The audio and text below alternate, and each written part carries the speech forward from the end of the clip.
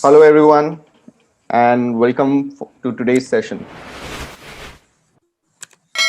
On behalf of Virginia Tech India, I would like to formally welcome you all and the distinguished guests who have come here to attend the webinar on how data science is transforming the aerospace industry. My name is Shrikant Nambiar. I'm the manager for operations and marketing in Virginia Tech India.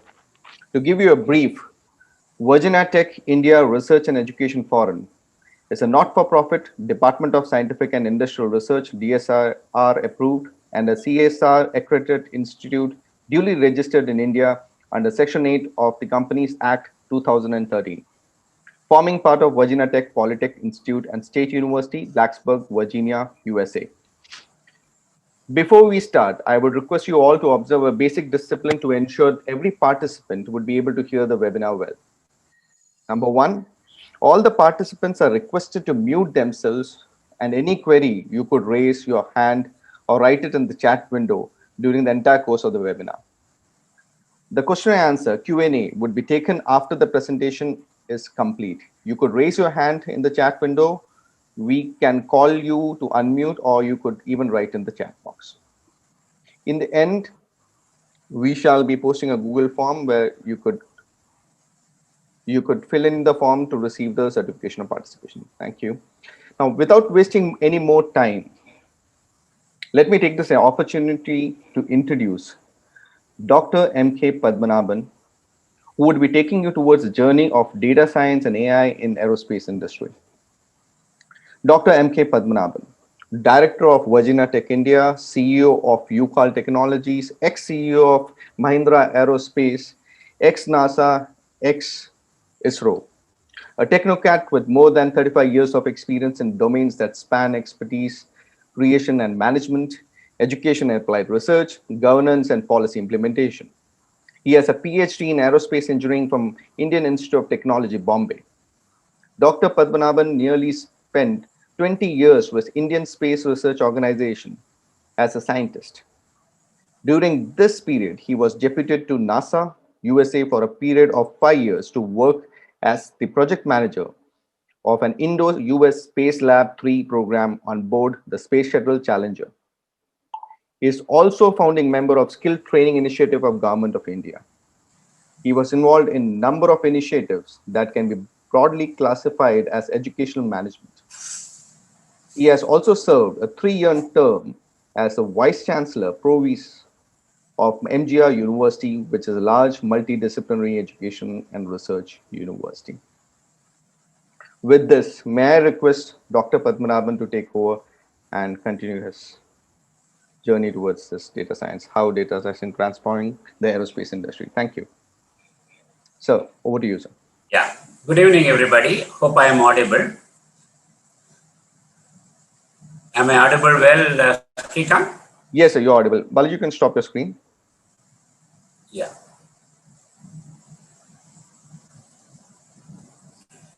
Okay, so, as you are all aware, the entire aerospace industry is becoming multidisciplinary. And the people used to think aerospace is just two facets, aeronautics and space. And there is a lot of commonality between them.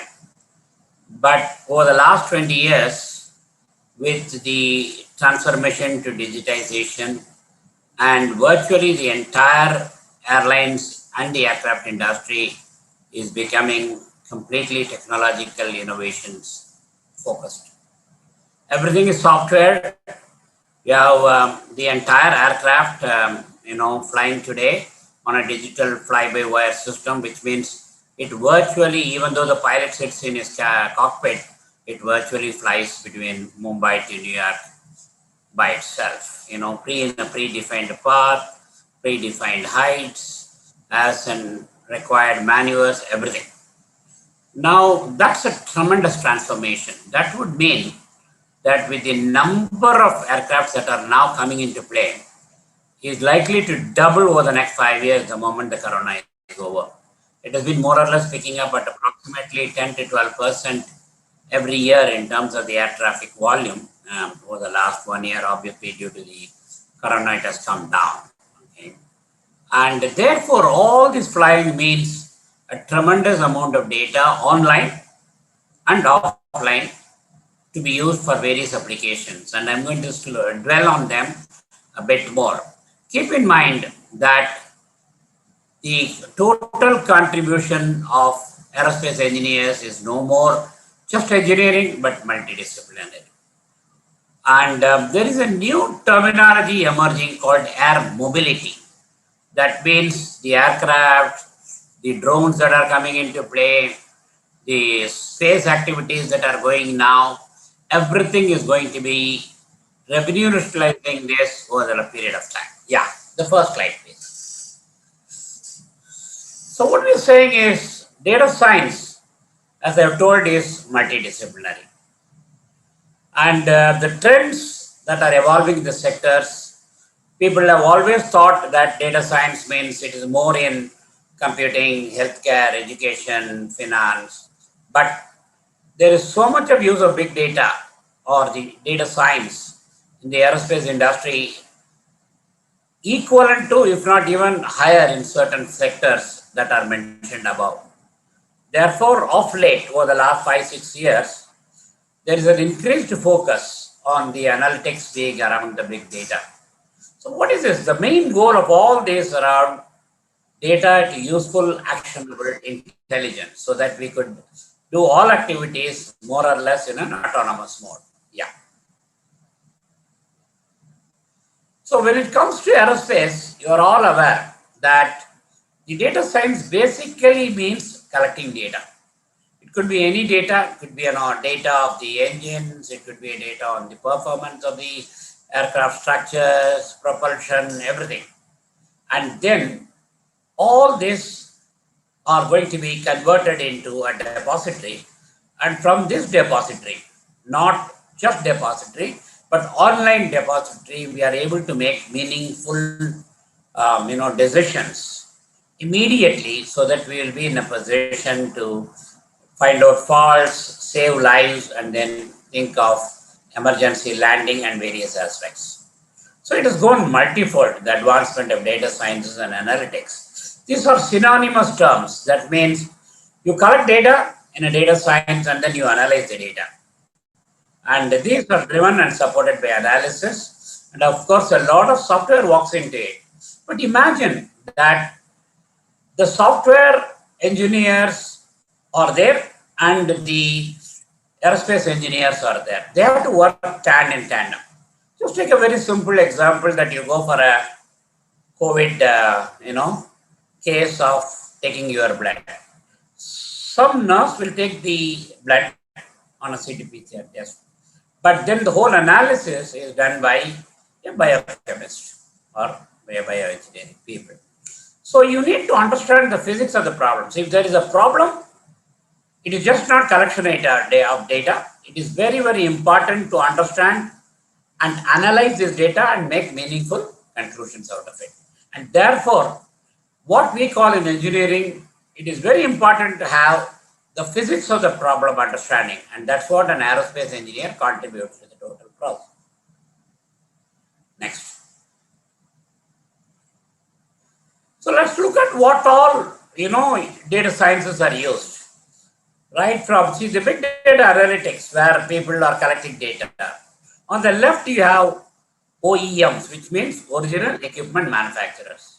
That means people who manufacture the aircrafts. It is Airbus, it is Boeing, it is so on people. And then the tier one, that means people who supply engines, who supply landing gears and things like that. And then the tier twos, who supply components to this tier one. So when you look at them, there's a whole range of program management. For example, 3 Boeing aircrafts are made a month, so you need to be very, very perfect that all the components and systems are in place as a just-in-inventory. A lot of engineering goes into it, assembly, integration, testing. Of course, the supply chain, you should know when your component is required for the next 10 days, 15 days, and then not overload it with the supply, not underload it with waiting for the thing. So it's a very crucial role that the supply chain does.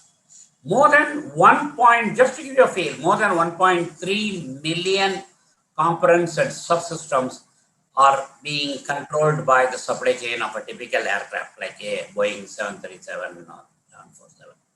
And of course, as the aircraft is in service, lot of maintenance needs to happen, replacement of parts, component systems. So there is a big aftermarket requirement there.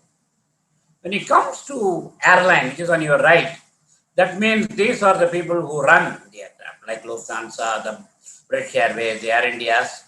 So there, it's a combination of people for whom big data is very essential. One is the pilot and the crew. As I had mentioned, the entire flight path, the day's weather input into it, dynamically everything is fed in, and the pilots and the crew should know that.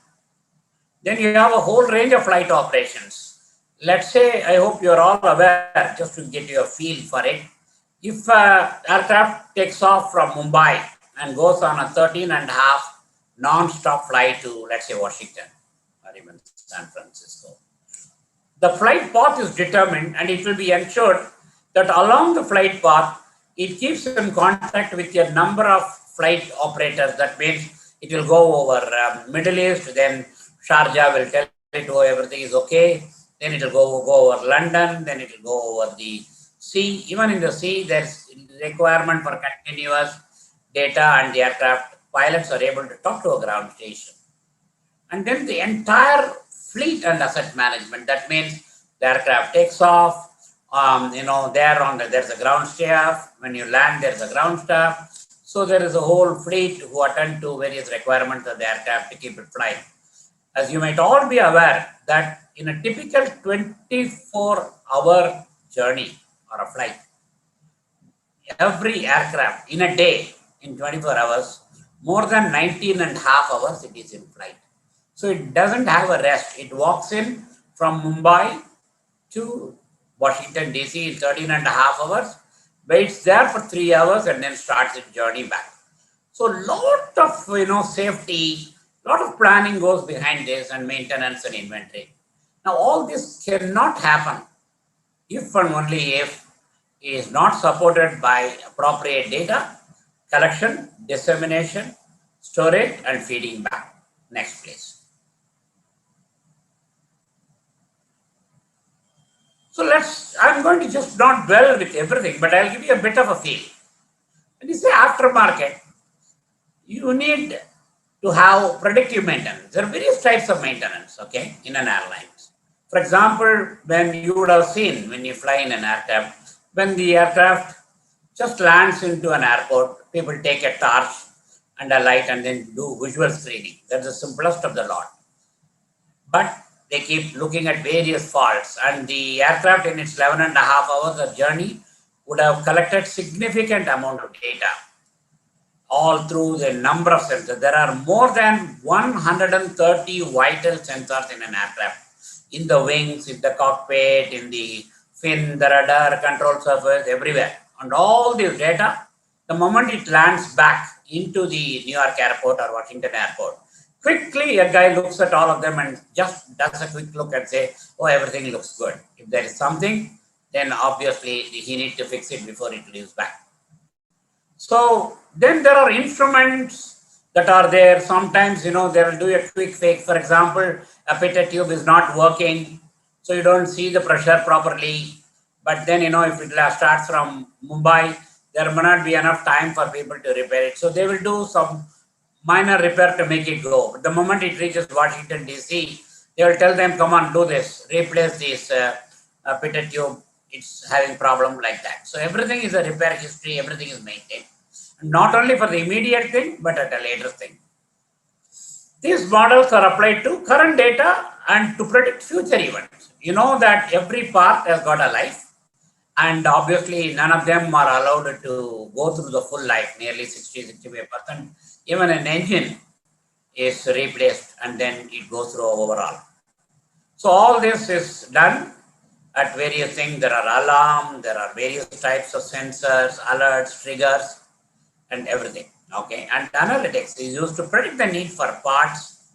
So they will say, oh, you don't have this part, immediately somebody brings the pitot tube and fits it in the aircraft so that it can fly. And you have hardly, as I mentioned, 3 hours to make the whole lot of checking and fly back. So it's very, very important that you use the aftermarket requirements. Next, please. When we talk of supply chain, I talked about it a briefly. The entire process of procurement during manufacture and then the assembly, appropriate inventories and distribution. Significant tasks. I am told that, I don't know whether you are aware, well, basically, there is a Boeing center in Huntsville, Alabama, which is primarily a data science center, which manages the entire fleet of Boeing just for data analytics and data science. More than 1,600 scientists and engineers, approximately 50% of them are aerospace engineers, 30% of software people, 20% are interpretation of data like data sciences and all such people. So the various things they keep continuing to monitor. Similar center exists in Toulouse for Airbus. Okay. And when you talk of the manufacturing assembly, I'm not going to go through the line. It's clearly said that there is a full-fledged need, and also the product life cycles, supply chain optimization, predicting demand, warranty analytics, and things like that. Next, please.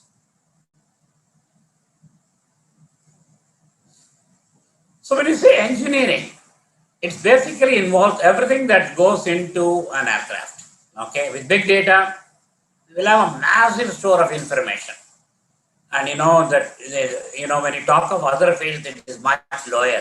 For example, the amount of data that is collected in a typical cancer research in the field of, what you call the,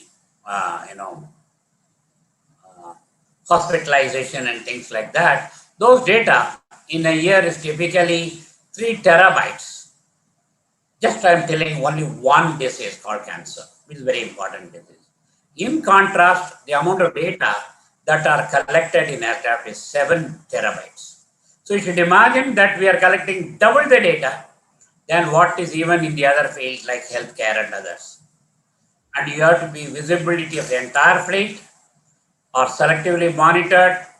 You have to analyze them. You'll be able to assess the condition and all failures. See, the failure, the word you will continue to hear, because unlike automotive which runs on the road, and if there is a problem, you can put it by the side, you can solve it. The moment an aircraft or a spacecraft for that matter takes off, you have absolutely lost control. Look at it. The spacecraft is much more critical. Approximately $80 million is built into one rocket that goes in to drop 3-4 satellites.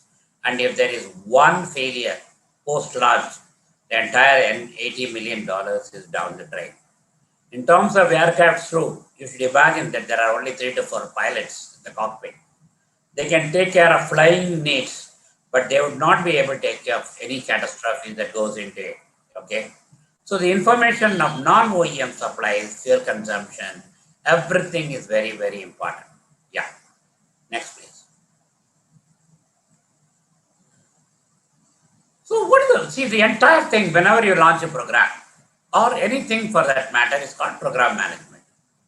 So a project plan easily goes into hundreds and thousands of activities. And as I mentioned, just in one center of Boeing on data sciences in Marshall Space Flight Center in Alabama has 1,300 people. Data could be injected in this process. There is no time. Nothing gets injected by individuals. It's all captured automatically and autonomously. And even decisions today are done by artificial intelligence, machine learning, and all these things. So you only, as a data scientist, you only look at and make very critical, important, ultimate decision making.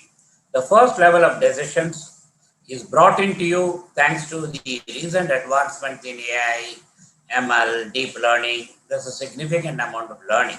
Why I'm saying that is a lot of us believe that engineers in aerospace are just engineers. No. There is as much that they are needed, as I've told in a physics of the problem, in a data science than anybody else. Advanced analytics, They are significantly used to predict and prevent program risks and all that. There could be delays in a program. All this has to be monitored. Predictive analytics is not a postmortem, but before a problem comes, you need to analyze what could go wrong. And early warnings, critical path modeling, advanced visualization, everything are not simply the jargon of the software engineers, but it is as much that of an aerospace scientist. Next, please.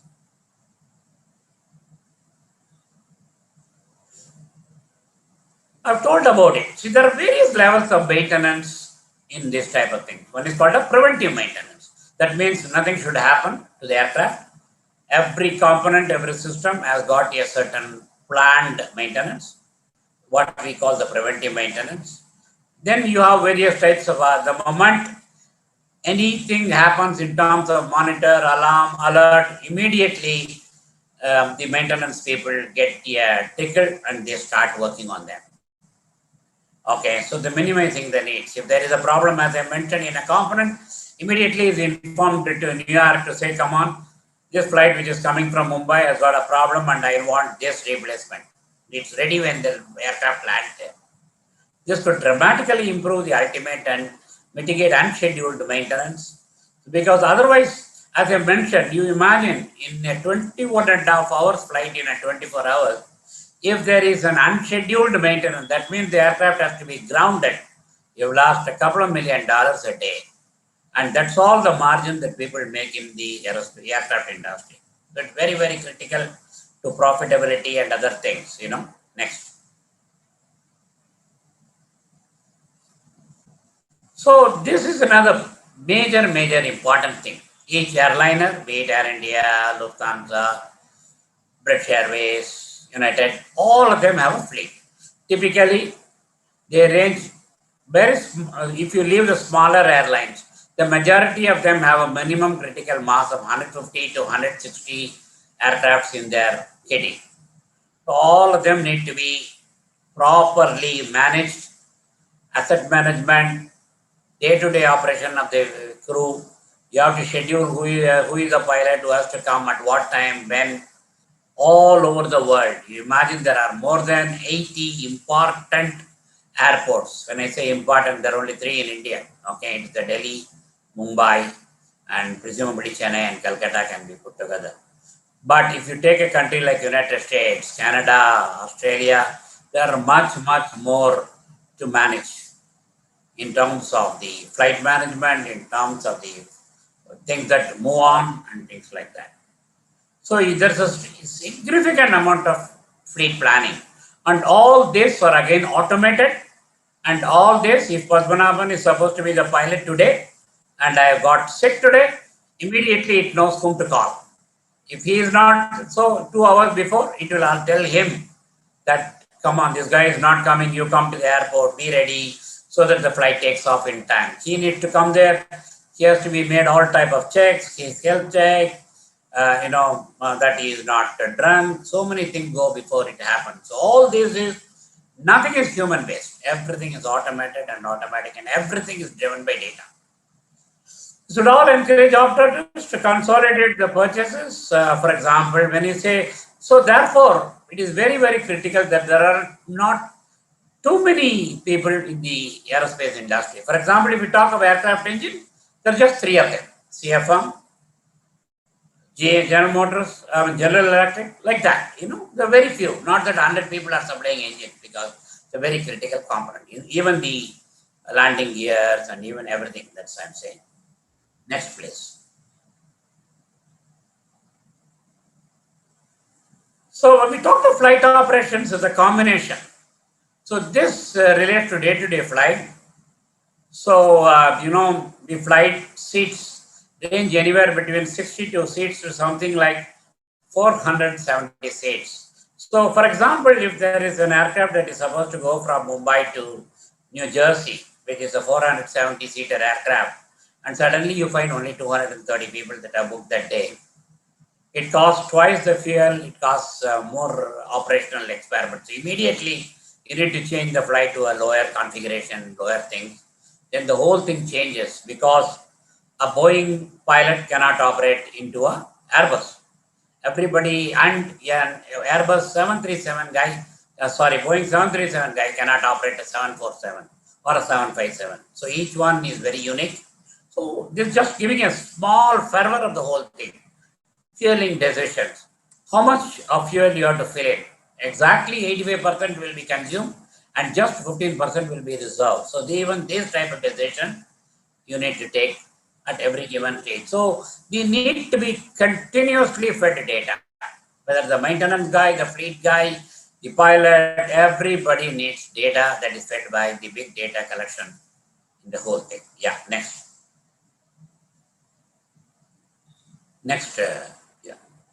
So we mentioned about the pilot. Of course, he is the most important person sitting in the cockpit, and he is now fed much more information than he was 15 years back, thanks to again the significant increment that has happened in the hardware and software and the associated systems. He is now very well equipped to handle issues, emergencies, and everything. Next. That in essence, one can go on, but that in essence, the whole talk today is centered around the fact that you all should understand and appreciate that a lot of people think, oh, there are only one Air India, there's only some small, there's no aircraft manufacturer in India. I'm doing a 4 years engineering course in aircraft. What do I do? Where is my business opportunity? Where do I get a job? Where is my career? You have to completely take that view that you are no more an aircraft engineer or an aerospace engineer. You are the heart of a total combination of all that I have mentioned, and therefore a bit of a knowledge in terms of software. I'm sure all of us, all of you, even though you are aerospace engineer, keep learning programming a bit, which are more primitive, maybe C++, X, Y, Z. But the moment you do parallelly or later, another course that is supplemented by data analytics or AI, ML, a whole range of things that go into this field, you are suddenly in great demand. All over the world, forget about only India. So that is the purpose of this talk. And maybe 1 3-minute video of the Boeing's thing we can project. Do you have it, Shrika? Yes, sir. Yes, sir. I have it. I'll just. So that you get feel. It's I think 4 minutes. You get a feel of what I said in a bit of a very concise fashion, so that you will understand and appreciate this.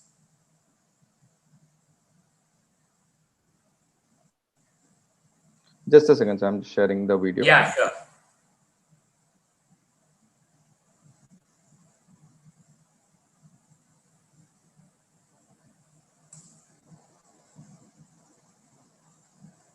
Can you see my screen, sir? Yeah. Okay. Audio is there? We've all faced complex and critical decisions. No, volume is not there. College or buying a house. To make decisions, we need the right Hello? information, and we need to analyze it properly. Data. Is the volume there, sir? No, not there. Slightly more volume we have to give. Okay. I don't know others, but at least I am not able to hear very well. Balaji, can you hear?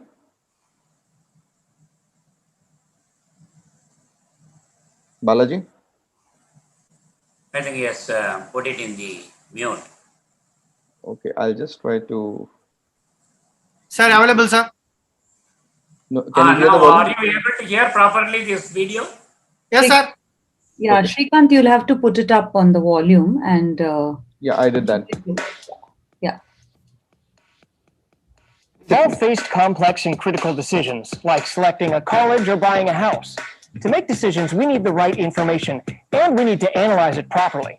Data analytics is the science behind making the best decisions. So you might be asking yourself, what exactly is data analytics? How does it work? And most importantly, what is its value to the Boeing company?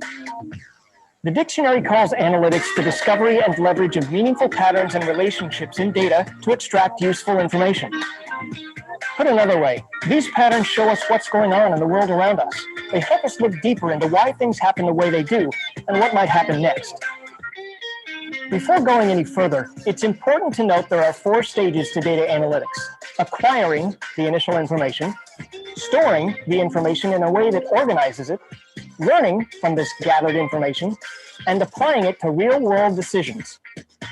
We start by acquiring or observing the data we need. Information can come from all kinds of sources: cameras, microphones, sensors, meters, you name it. Think of it like a human body taking in information through the eyes, ears, nose, mouth, and so on. Now that we have acquired all this data, we need to store it, but we can't really use it effectively if we don't organize it. Just as the human body transmits data it receives through the nervous system to be collected in the brain, we also need to make the storage accessible and readable. Speaking of the brain, it's time to fire up our own and learn from what we've acquired and stored. We do this by applying advanced techniques to assess current and historical data, build models, characterize anomalies, and ultimately determine cause and effect. But there's still one more step. We need to apply this knowledge. And yes, now it is knowledge, to take action. Just as someone might apply learned data about inertia and locomotion mechanics to get out of the way of a moving train, we need to use data analytics to translate data into action. Now we know how data analytics works. What can it do in the real concrete world? Here at Boeing, we are focused on acquiring, storing, understanding, and applying data to create, develop, produce, and support the most advanced and exciting aerospace products in the world. How so? Well, the next big thing in aerospace starts with the right design, and data analytics helps us better understand our customer needs. It then quickly allows us to analyze thousands of design alternatives to determine the right product for the customer and the best way to build it. This saves time and money. Now that we know what we're building, we can start designing the product. Analytics provides new and improved ways to create models and simulations in real time, allowing us to test designs and make adjustments based on situations before they even occur. And once the design hits the factory, analytics is right there with it to help reduce bottlenecks, improve flow times, minimize waste, and increase worker safety. By predicting where we are likely to have equipment breakdowns, part shortages, or other bottlenecks, we can prevent issues that would get in the way of rolling that new product out of the factory door on time. But that's not all. Analytics also brings numerous benefits to support products once they are built and delivered. By using predictive analytics, we can identify where problems might occur and then fix them before they happen. We also can save our customers money by basing product maintenance on what the product is telling us. Yes, you heard that right, rather than being forced to stick to a rigid schedule. All of these examples are just a few of the countless ways analytics can help us be better, and Boeing Research and Technology is constantly... That's it, sir.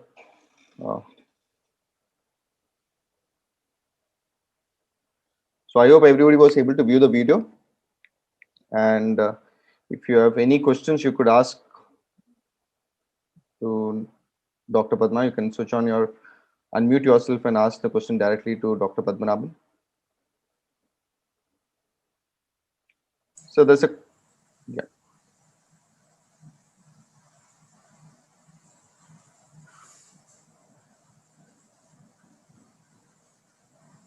Anybody who wants to ask a question can ask, or you can even write in the chat box.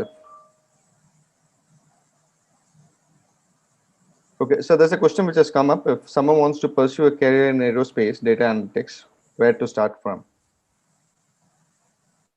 Well, there are two ways to do it. In my personal opinion, the best way is, as you are into your 4 year of engineering, sometime maybe during your 3rd year, what I would consider as the, 5th or the 6th semester is the ideal time to start. Because, in the final year, all of us are engineers. We know that the last semester goes toward doing a project for your BTech. The semester before is a very crucial semester where we are virtually evaluated based on our marks. We need to concentrate on subjects. So the 3rd year of engineering, typically the 5th and the 6th semester, in my opinion, are the ideal one. You need to start with the data sciences course in parallel. And, data sciences, data analytics, there are various, what you call acronyms to it. But it is very, very important that you follow one which is called the data sciences and AI, because data science is the one which gives you an overall view. It's more suited for engineers than the business people. So you should take a course on data sciences. If you are a bit more good at, and data sciences will teach you a bit of fundamentals of artificial intelligence, machine language, and some of the software that go into it, though not in depth. And if you are also adept in software, then obviously you can take up one of the important software languages and then grow. That combination will definitely make you a much sought after aerospace engineer in the global marketplace. Right, sir.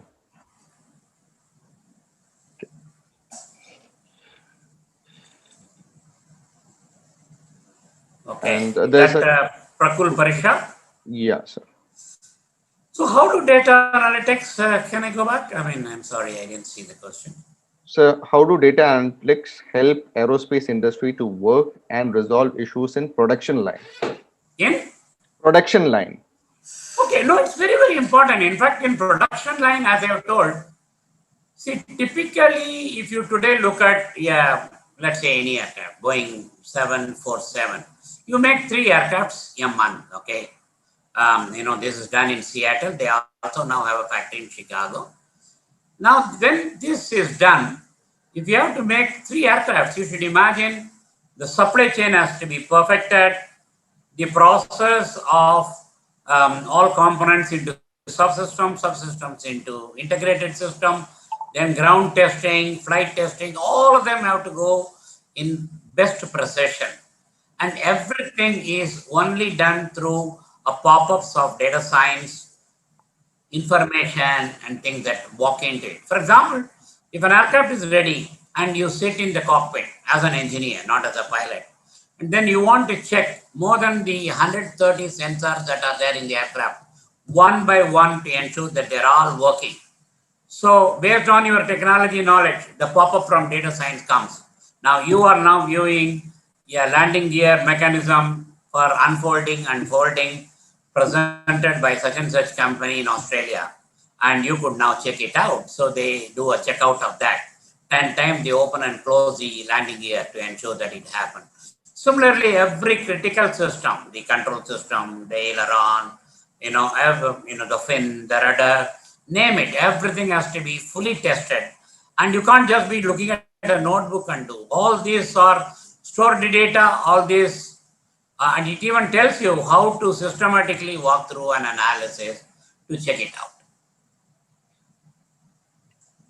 Right, sir. Sir, there is a question by Nageshwaran. I have completed my bachelor's in electrical and electronics engineering, and I would like to know about the openings for electrical engineer as a data scientist. I think it's... Oh, wonderful. As I have mentioned, data sciences and AI, ML, and associated field is completely, interdisciplinary. There is a significant role for electrical electronics engineers to play in aircrafts, be it in construction, be it in assembly, be it in flying, be it in maintenance. And when it comes to the aircraft, it is called avionics, okay? And when you are any equipment that is there in the cockpit is called flight control system. And all this is nothing but electrical electronics. You might know that in an aircraft, between the cockpit to the tail, there is more than 27 miles of cables that keep going. This could be 27 miles. You imagine in a single aircraft of 747. And some of them are redundant, the vital parameters. Some of them carry infotainment data. Some of them carry vital data. Some of them are meant for pilots. Some of them are meant for passengers. So there is so much of electrical, electronics people's participation in aerospace, to the extent that I could say I am an aerospace structures man. There is more for in the over last 10, 15 years. If I open up, I would have chosen being an electrical avionics engineer rather than as an aircraft structures person. Such is the transformation that has happened today. Right, sir. I think I saw some other question. It just Yes, sir. So this is a question popped up by, I think Sunil is asking a lot of questions. So he wants to know how NASA uses AI and machine learning for space exploration. What are the opportunities in big organizations? Okay, you see, I mean, just not NASA. I mean, you are aware that should not even forget India. I mean, it's a great force now. Just as NASA, Aerospace, European Space Agency, India is also there. And there is a tremendous, over the next 20 years, as such, India is one among the top leaders in this field. And there is Aerospace University, as you know, in Trivandrum, but it hardly takes 200 people, okay? But the demand is more than 10,000 people. Therefore, you should pursue opportunities beyond what the ISRO university can offer. And so the aerospace space by itself uses much more of AI and ML than anybody else. I mean, for your information, because it is all microelectronics, it is all precision. As I mentioned, it is all when the space, unless an aircraft, if a rocket takes off, it's all fully automated. There's nothing that a human can do. Once the satellite is into the orbit, then he can put it back into the right orbit. Otherwise, everything acts with precision. So the artificial intelligence, for example, you have recently seen the Mars rover. It is fully artificial intelligence and robotics, right? Machine language. The entire software is machine language. A lot of things happen. How do these versions work in zero gravity, lesser air pollution? These are all deep learning. So every field is as much in space as it is in aeronautics. Right, sir. So there's one more thing. I think today every company is looking to set up data analytics divisions, like CEO, CIO, Chief Data Officer is a new role. What opportunities are there for students in today's CDO division? Okay, I'm sure all of you are aware that we all move up the ladder chain in an industry, typically, right? As an aerospace engineer with either a bachelor's degree or a graduate degree, you join a company in a typical field, maybe in manufacturing, maybe in assembly, maybe in maintenance, whatever it is. And you keep moving up the ladder. And this typically 6 to 7 years you spend as a technology person, understand the aircraft systems, process, everything per se. Then whatever position you mentioned, like CTO, CIO, these are all management ladder. So you move parallelly from an engineering position to management. You don't walk in, particularly in aerospace, you don't walk in into a managerial position with a technical knowledge. You need to have a blend of both. When I say managerial, it's a combination of various factors which include an entire knowledge built around the aerospace industry. Right, sir. I think there's one thing which was there data analytics before? Was one question, and in aerospace industry, basically. Okay, see, actually, when I was there, I mean, I worked typically in NASA. I mean, I could imagine, and I mean, those days, things have significantly transformed over the last 20 years when I was there and when it is today. There was no technology of data sciences. We call it by a different name. Still, we were collecting data, we were analyzing data, we were disseminating data, but a lot of human intervention took there. But it was manageable to the extent that the aerospace industry was not growing as fast. But today it is leaps and bounces.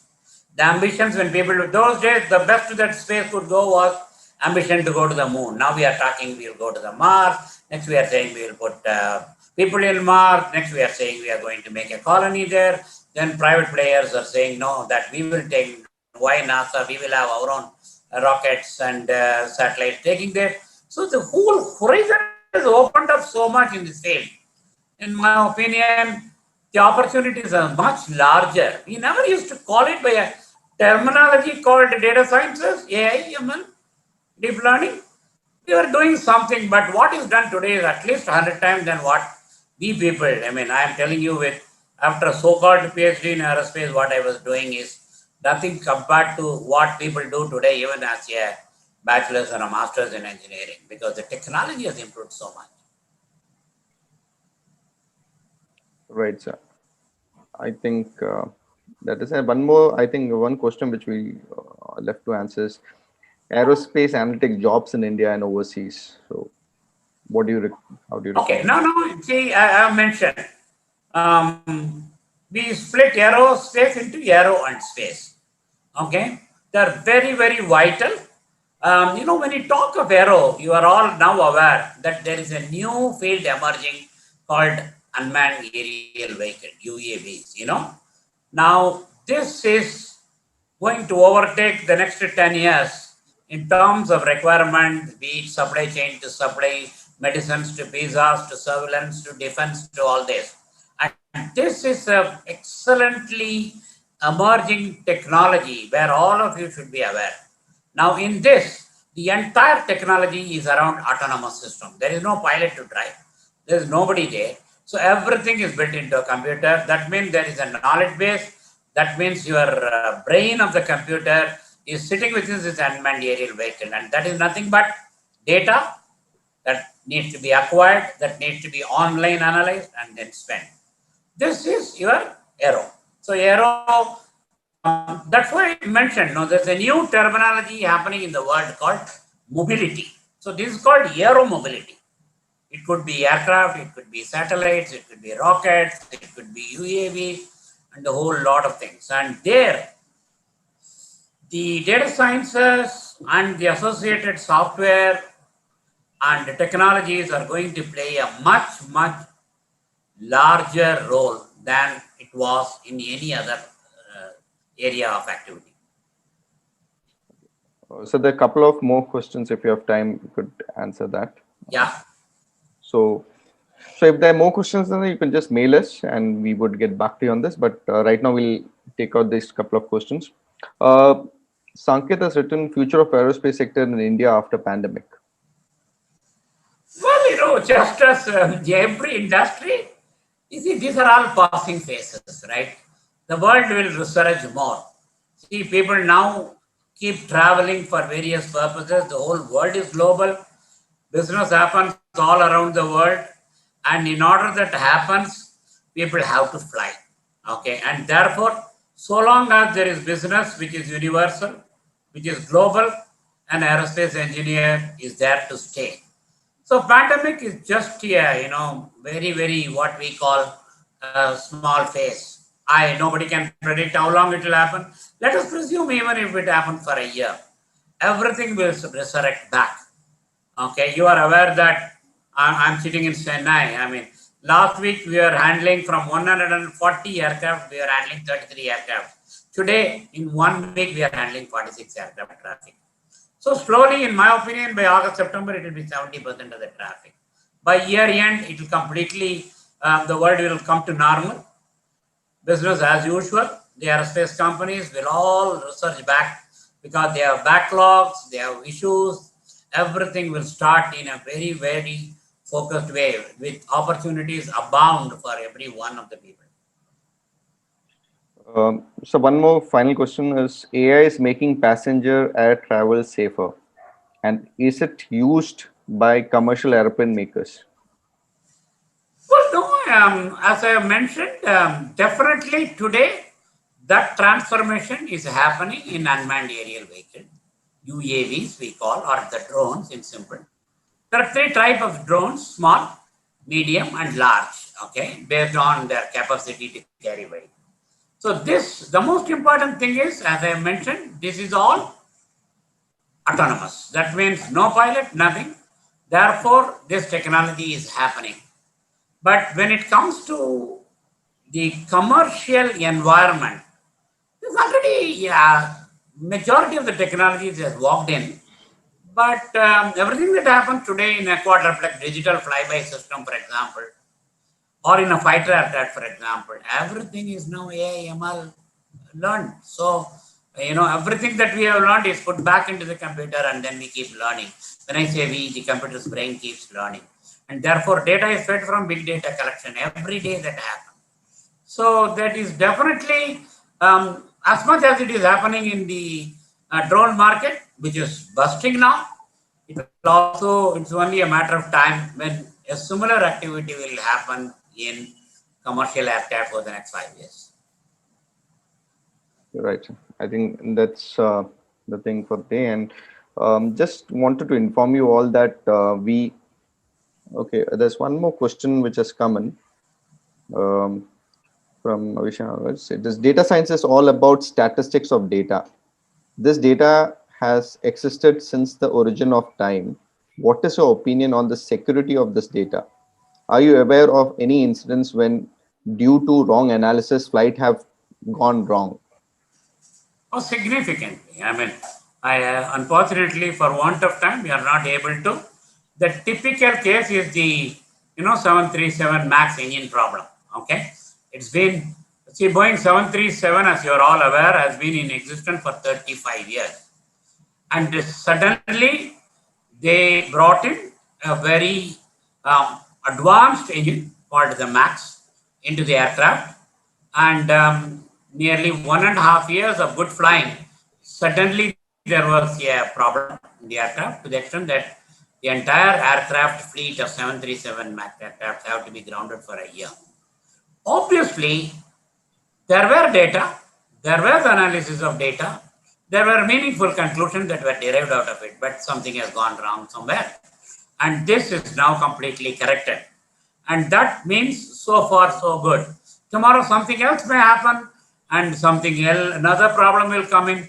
As long as humans exist, as long as machines exist, and we work in tandem with each other, there will always be problems, and all of them, as human beings, as technology people, will also solve the problems.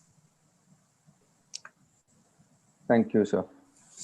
I would like to also add in the end that we as Virginia Tech are also providing a couple of courses in terms of okay, now can I sort of log out and you would run the rest of the session? Yes, sir. Yes, sir. Yes, sir. Thank you very much, sir. Thank you. Thanks to you, all of you. I wish all of you, will learn.